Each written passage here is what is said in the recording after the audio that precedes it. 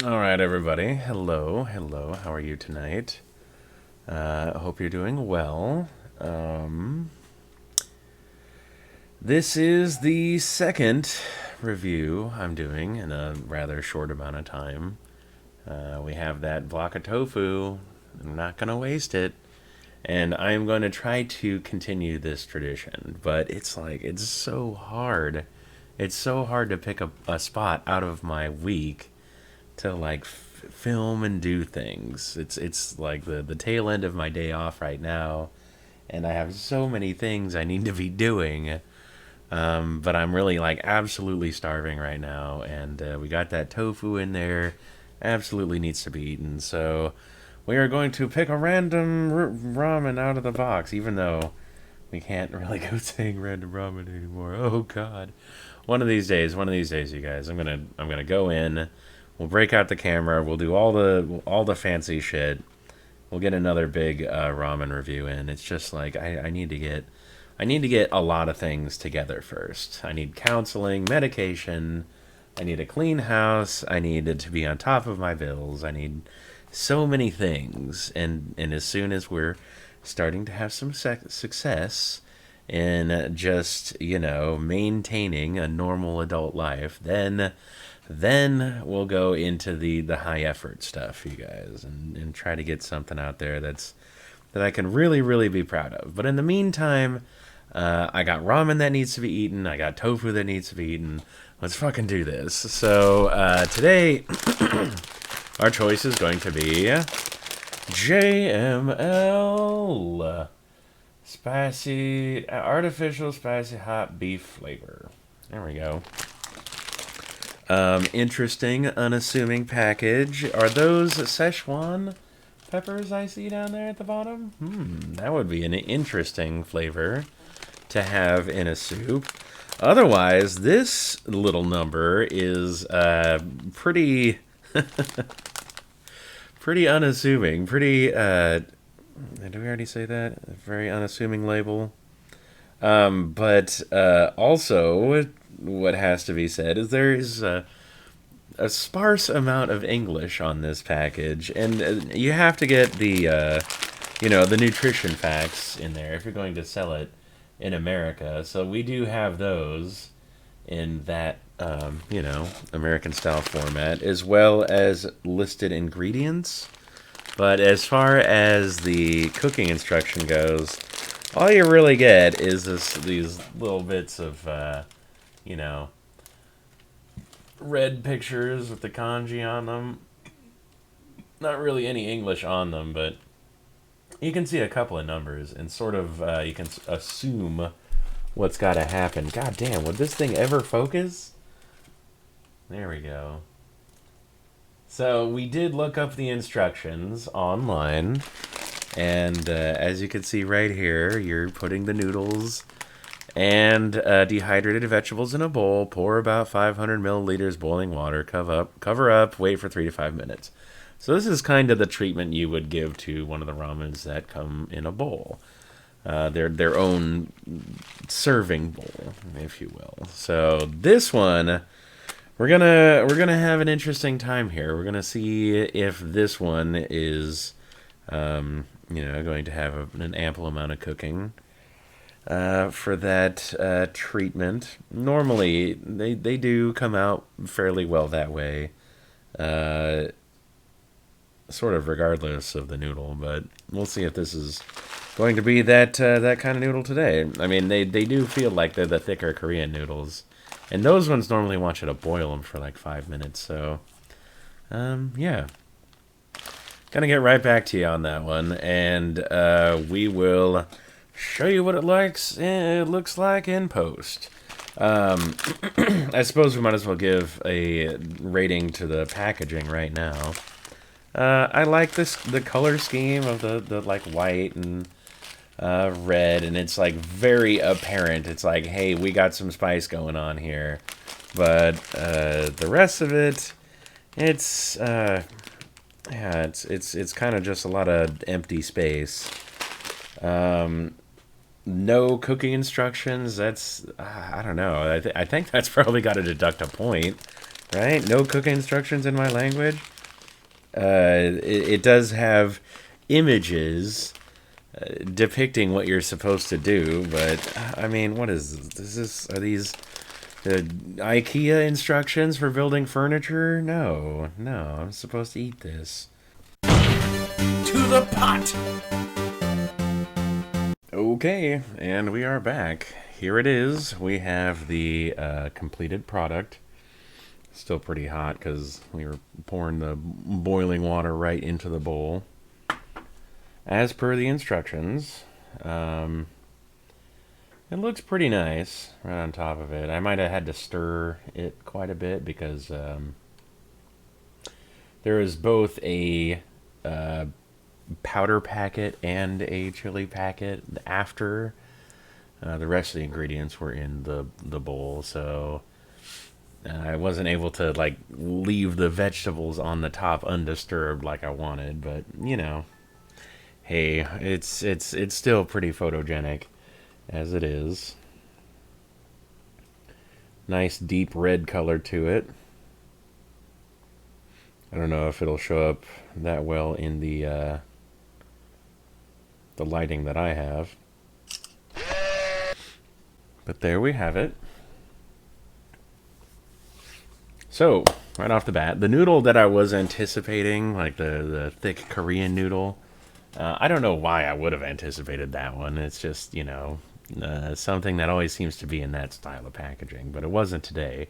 It was a different style, and one that would probably facilitate cooking by the, you know, sitting water method a little bit better. It does look pretty nice. The chili paste packet or whatever it is that I put in here, boy, it really just stains everything red with like whatever oil that is. I don't know if you can like see it on camera, but there is just like little bits of like spicy oil that's clinging to bits of the noodle. So it might be the kind of spice that isn't evenly distributed, but it might still be a very nice spicy sort of experience. Here we go. Let's see what they're like. Wow. Okay, that's pretty spicy. And right away, this reminds me of Chinese noodles.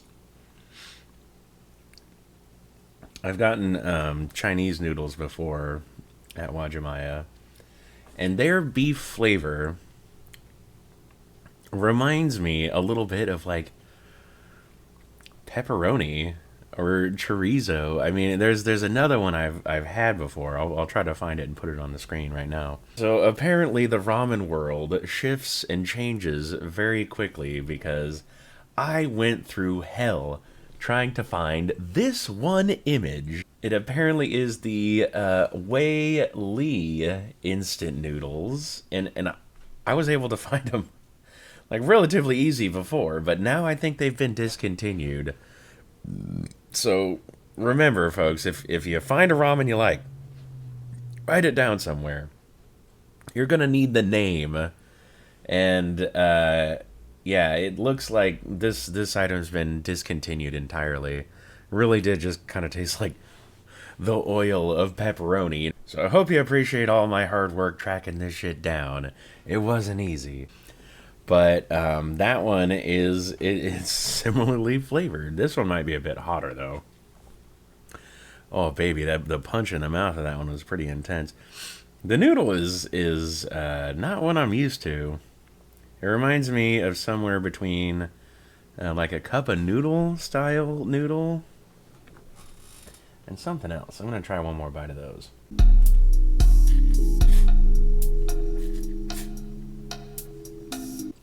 Very hot. Very salty. A lot of times, I think that maybe I don't add enough water, or perhaps I let the water boil a little too long and too much of it evaporates, and then I end up adding the ramen to a soup. And afterwards, I just find out, wow, that's just way too freaking hot. Or way too, like, concentrated. Or hot. You know, if you get too little water inside of a Shin Ramyun red, I mean, it'll really, like, it'll make you pucker, you know? It'll be that salty. It'll just go, you know, just like, really, or wince, whatever. The puckering, wincing, something's happening.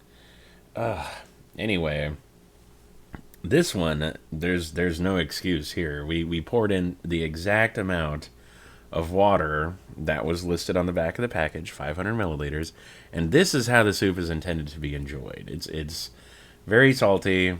Like I said, chili flavor is rather heavy, and there's just like this really rich pepperoni, salty pepperoni kind of thing going on here.